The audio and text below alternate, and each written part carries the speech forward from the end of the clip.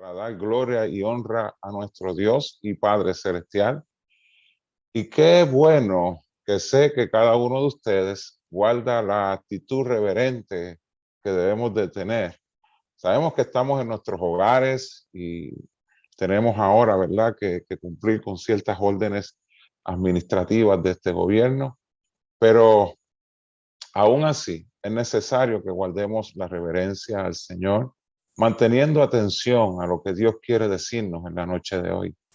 Yo creo que Dios habla por su palabra y nosotros como sus hijos debemos de guardar sumisión a la palabra del Señor. Así que espero que esta noche sea un culto donde usted ya que comenzó lo esté disfrutando con la actitud correcta a nuestro Padre, pero también sea una noche donde usted esté abriendo su corazón a lo que Dios quiere decirle a su vida. Y confío en el Señor, que usted, al igual que yo, vamos a ser bendecidos, edificados por el poder de su palabra. Amados hermanos, en esta noche quisiera compartirles con ustedes un mensaje titulado El celo de tu casa me consume. Y para ello vamos a ir al libro de Juan, capítulo 2, verso 17. Y dice la palabra del Señor, para la gloria del Padre, del Hijo y del Espíritu Santo. Amén. Entonces se acordaron sus discípulos que está escrito, el celo de tu casa me consume. Que Dios añada bendición a su poderosa palabra. En el verso 13 del libro de Juan, capítulo 2, el hermano Juan destaca que Jesús había subido a Jerusalén, en donde el pueblo judío estaba próximo a celebrar la Pascua. Y este detalle de la celebración de la Pascua es bien importante que se destaque en este mensaje. Debido a lo que implicaba la Pascua, hablando espiritualmente, para el pueblo judío, para el mundo que vive sin Dios, o sea, la humanidad, pero también lo que implicaba para Jesús. Debido a que Jesucristo es el Cordero sin defecto, que el libro de Éxodo, capítulo 12, y más adelante lo vamos a citar, señala para la expiación o redención, que significa la liberación del hombre del pecado y de la muerte.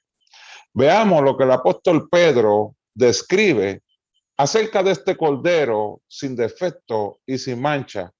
En Primera de Pedro, capítulo 1, verso 19.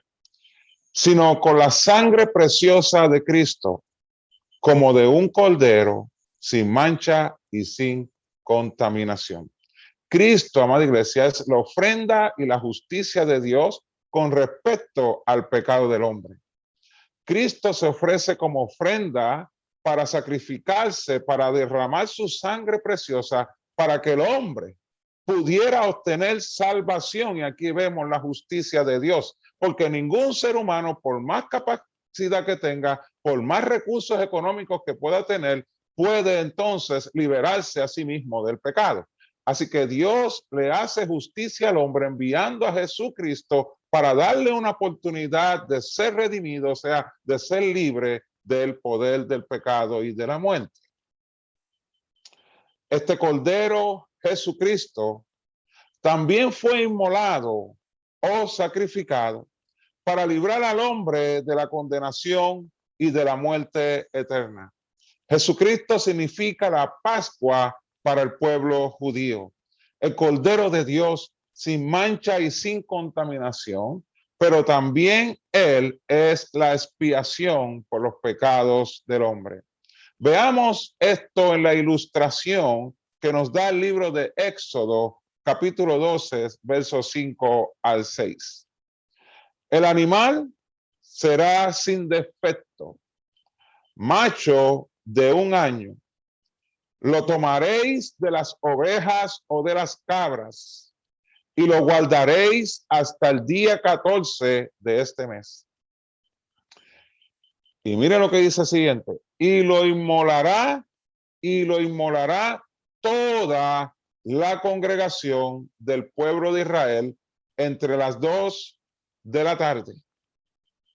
El verso número 6 de Éxodo 12 hace mención que el cordero sin defecto y contaminación será inmolado por toda la congregación. Y este acontecimiento que señala el libro de Éxodo se practicó por orden divina por el pueblo de Israel en su peregrinar hacia la tierra prometida. Pero este sacrificio apuntaba al sacrificio vicario de nuestro Señor y Salvador Jesucristo. Y esto se ve evidenciado o cumplido en la persona de Jesús a través de la Escritura. Mira lo que dice Marcos capítulo 15, verso número 1. Y luego por la mañana, habiendo tenido consejo los principales de los sacerdotes con los ancianos y con los escribas y con todo el concilio, llevaron a Jesús atado y le entregaron a Pilato. Estos hombres judíos entregaron a Jesús a Pilato con el propósito de ser inmolado o sacrificado por los pecados de la humanidad. La sangre preciosa de nuestro Señor y Salvador Jesucristo iba a ser derramada para limpiar el pecado y la maldad del hombre. Es por eso que Pedro, en el libro de Hechos, confronta a la casa de Israel, que significaba lo que estaba señalando el libro de Éxodo, la congregación que iba a inmolar al Cordero, en este caso el Cordero de Dios. Entonces él los confronta con este hecho cuando les dice, en el libro de Hechos, vamos a citar nuevamente Éxodo, lo que dice, y lo inmolará toda la congregación del pueblo de Israel entre las 2 de la tarde. Pedro en el libro de Hechos confronta a la casa de Israel cuando le dice, ustedes crucificaron a Jesús por manos de inicuos. Así que en Jesús se cumple lo que el libro de Éxodo señala, que el Cordero de Dios sería inmolado por la congregación. A esta congregación de judíos que llevaron a Jesús ante Pilato era la que señalaba a Dios a través del libro de Éxodos. Pero Pedro también señala a la casa de Israel. Mira lo que dice Hechos capítulo 2, verso 23. A este entregado por el determinado consejo y anticipado conocimiento de Dios, prendisteis y matasteis por manos de inicuos. Esta es esa congregación que iba a inmolar al Cordero de Dios. Y el apóstol Pablo en su carta a los Corintios también da testimonio de que Jesús es la Pascua para el pueblo judío, quien vino a libertar al hombre de su pecado y de la muerte a través de su sacrificio en la cruz y el derramamiento de su sangre preciosa. Primera de Corintios 5, capítulo 7 dice lo siguiente. Limpiaos, pues, de la vieja levadura, para que seáis nueva masa, sin levadura como sois, porque nuestra Pascua, que es Cristo, ya fue sacrificada por nosotros. Yo puedo comprender, amado hermano, por lo que hemos leído por la palabra de Dios, que toda persona que se considere un creyente genuino en Jesucristo debe mantener vivo un hábito de comunión con el sacrificio de Cristo por su liberación. Cristo tuvo que pagar un alto precio para que en ocasiones nosotros como cristianos recordemos ese sacrificio. Debe desarrollar un hábito de tener una comunión con el sacrificio de Cristo por su liberación. O sea, yo como creyente en Jesucristo debo de permanecer unido a ese sacrificio al que Cristo fue sometido por mi pecado. El apóstol Pablo lo describe de esta manera. En Gálatas 2, verso 20. Con Cristo Escuche bien, con Cristo estoy juntamente crucificado. Y ya no vivo yo, mas vive Cristo en mí. Y lo que vivo ahora en la carne, lo vivo en la fe del Hijo de Dios, el cual me amó y se entregó a sí mismo por mí. El apóstol Pablo vivía una vida relacionada a lo que Cristo hizo por él. No solamente recibió la salvación por medio de un genuino arrepentimiento, sino que nunca se desligó de ese sacrificio. El sacrificio de Cristo al morir por sus pecados y librarlo de la muerte eterna. Él decidió ejemplificar el sacrificio de la cruz a través de su estilo de vida, muriendo al pecado y a la maldad que este mundo vende, amado hermano. Y el ser humano compra. Y cuando digo ser humano, no estoy desligando a la iglesia de Jesucristo. Usted y yo somos responsables de aquello que consumimos de este mundo, de aquello que vemos y compramos de este mundo, porque con mucha facilidad podemos estar comprando la maldad que este mundo vende. Y como ya se ha hecho costumbre, ya no se llama pecado. El apóstol Pablo renunció a todo lo mundanal y a todo deseo carnal, porque allí entonces estaba él crucificado con Cristo, muriendo por los pecados del hombre. Este mundo vende la maldad y el hombre con mucha facilidad se entretiene en esa maldad para su disfrute, pero también para su propia destrucción, moral y espiritualmente hablando.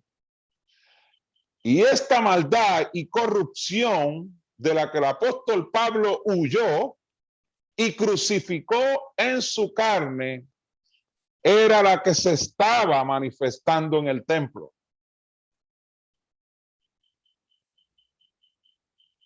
Al momento de Jesús llegar allí. Veamos lo que dice el libro de Juan, capítulo 2, verso 14, para que usted entienda lo que le quiero decir. Y halló en el templo a los que vendían bueyes, ovejas y palomas, y a los cambistas allí sentados. El significado del templo, en un sentido general, es todo edificio destinado a un culto. Miren lo que dice el libro de Esdras, capítulo 1, verso 7. La parte A. Y el rey de Ciro sacó los utensilios de la casa de Jehová, del lugar donde se rendía culto al Dios vivo. Por lo cual, amados hermanos, si el templo físico, el lugar donde la congregación de los santos se reúne, o sea, el pueblo de Dios, la Biblia nos describe como nación santa, pueblo escogido por Dios.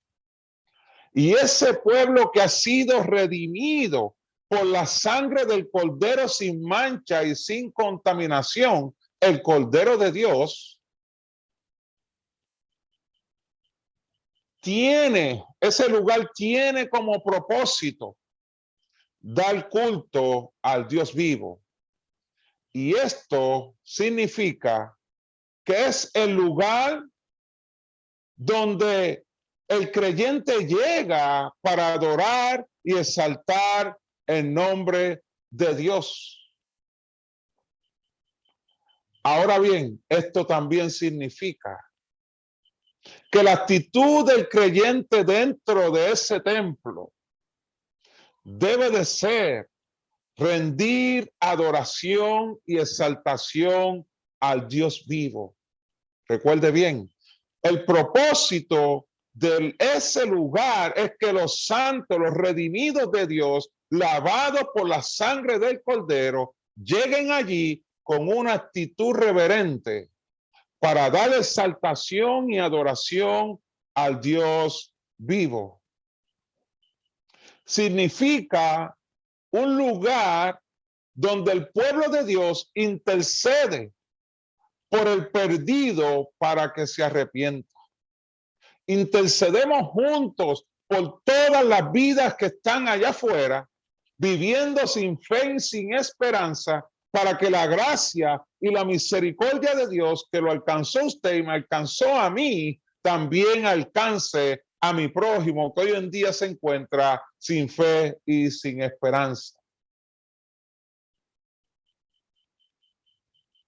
Pero también se ora por las necesidades de nuestro prójimo en un ambiente de reverencia a nuestro Dios y Padre Celestial. Y les pregunto, amado hermano, ¿se nos habrá olvidado el propósito de congregarnos en el templo?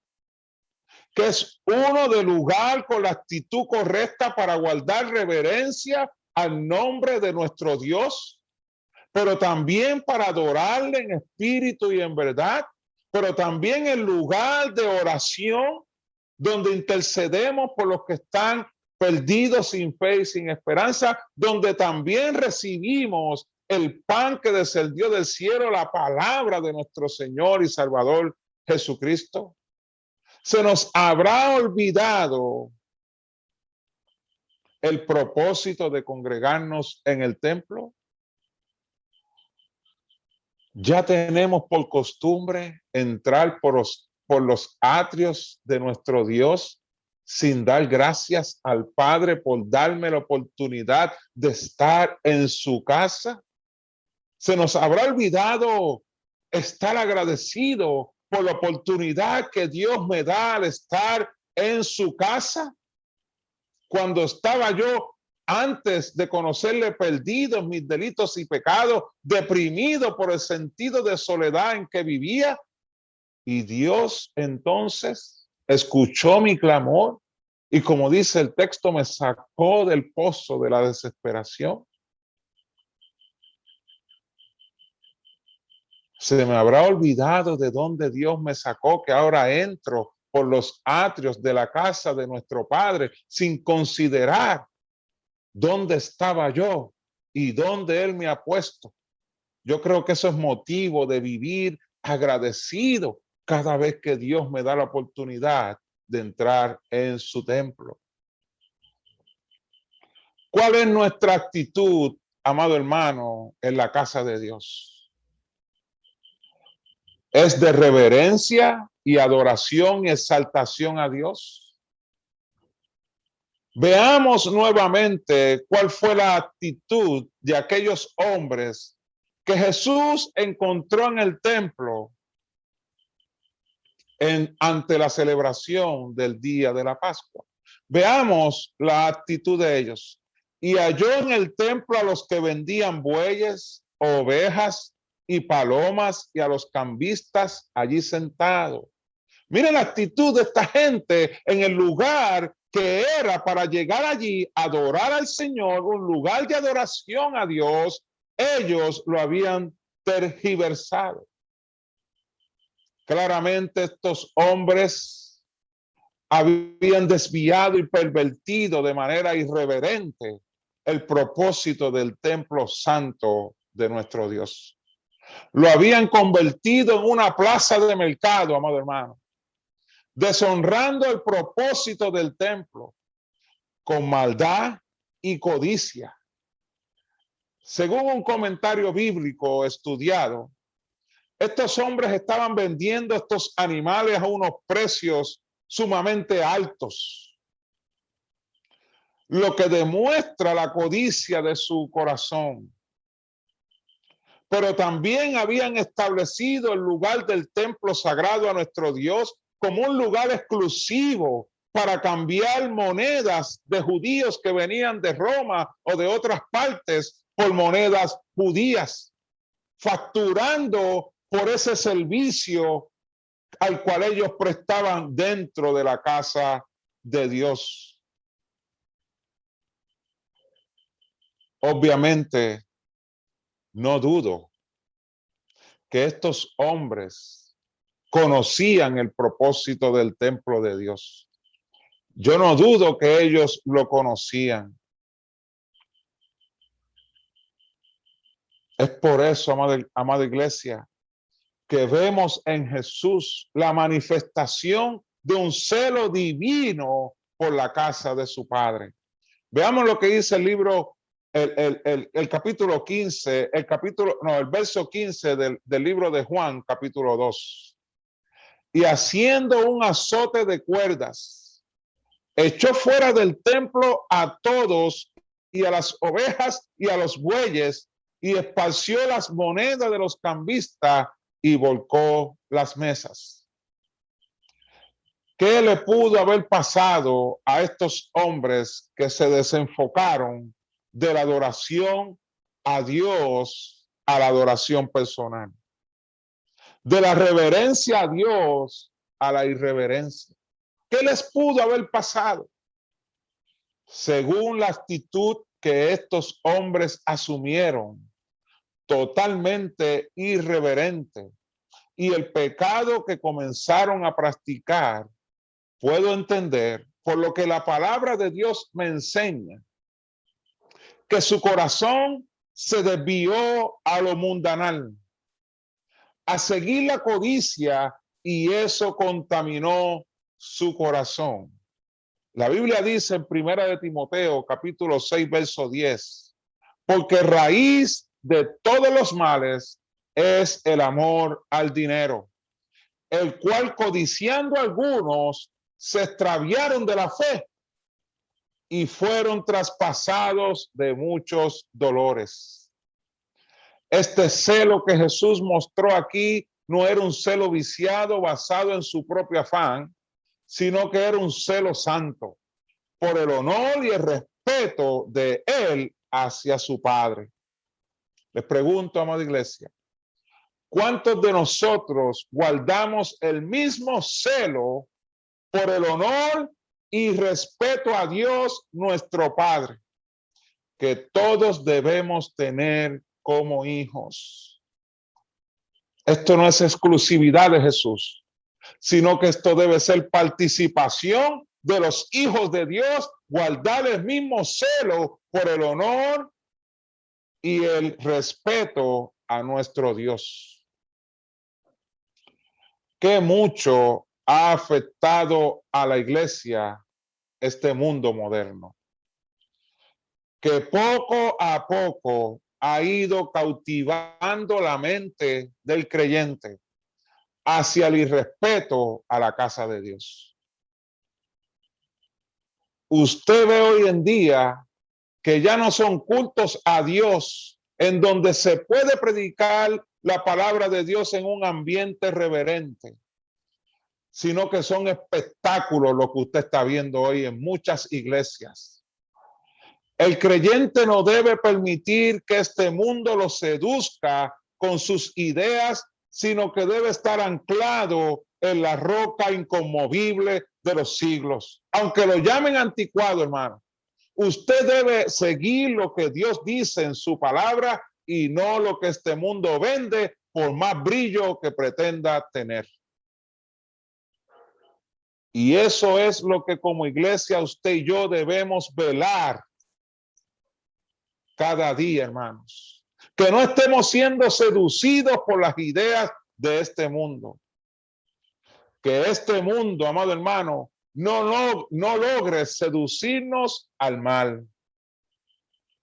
Porque si lo logra, escuche bien, si este mundo logra seducir al creyente al mal, ese mal al cual fuimos seducidos si lo permitimos, se va a reflejar en donde quiera que usted vaya, incluyendo la casa de Dios. Por eso es necesario que usted y yo velemos y oremos. Porque el mundo sutilmente, con sus ideas, puede estar influenciando en nuestra manera de vivir. El verso número 16 del capítulo 2 de Juan dice lo siguiente: y dijo a los que vendían palomas, quitad de aquí esto y no hagáis la casa de mi padre casa de mercado. Jesús limpió el templo de la maldad y contaminación de este mundo perverso. Y ahora bien, amado hermano, les pregunto, ¿cómo está nuestro corazón? ¿En qué condición se encuentra nuestro corazón? Recordemos que como creyentes también somos templo del Espíritu Santo de Dios, el cual debemos de honrar y respetar, viviendo una vida piadosa, sujetada a Dios, velando que nada corrupto o contaminado invada nuestro corazón, amado hermano. Nuestro corazón, amados hermanos, debe de ser guardado por la verdad. Es lo único que puede impedir que la mentira o el engaño nos invada. La Biblia dice lo siguiente en Primera de Pedro 1:5, que sois guardados por el poder de Dios mediante la fe para alcanzar la salvación que está preparada para ser manifestada en el tiempo postrero. De eso es lo que usted debe de cuidarse como creyente, que usted esté siendo guardado, al igual que su familia, mediante la fe, para alcanzar la salvación que está preparada para ser manifestada en el tiempo postrero. Dios bendiga su amada palabra, amada iglesia, y oremos juntos. Señor y Padre bueno, hemos escuchado tu palabra en esta hora. Rendimos nuestro corazón a ti en humillación. Te ruego, Padre eterno, que tu Santo Espíritu haya revelado en el corazón de cada escucha en esta hora la verdad que ha sido compartida, y que esa verdad pueda rendir fruto en nuestra manera de vivir. Que veamos el templo, tu casa, como el lugar de adoración que tú has preparado para recibirnos allí, interceder, adorarte en espíritu y en verdad, pero también, Padre Celestial, ser rociados por la palabra limpia que emana, Señor, de corazones de aquellos hombres que tú has puesto a ministrar tu santa y divina palabra. Permite, Señor, que la actitud nuestra sea de respeto, de reverencia, de honor a tu nombre, Padre Celestial, y que nunca en nuestro caminar asumamos la actitud irreverente de estos mercaderes y de estos cambistas, Señor, que conociendo el propósito del templo, se desenfocaron totalmente. Permite, Señor, que en humildad velemos por guardar nuestra actitud dentro de tu casa, pero no solamente dentro de tu casa, sino velar y guardar que nuestro corazón no se haya contaminado ni se contamine con nada de este mundo, Padre Celestial, sino que permite que tu Espíritu Santo nos ayude por medio de nuestra conciencia a ser limpios, Señor, si alguna contaminación o perversión ha entrado a nuestro corazón. Ese es mi ruego, Señor, en esta noche, por mí y por tu amada iglesia. Por Cristo Jesús. Amén, amén, amén. Dios me los bendiga, amada iglesia.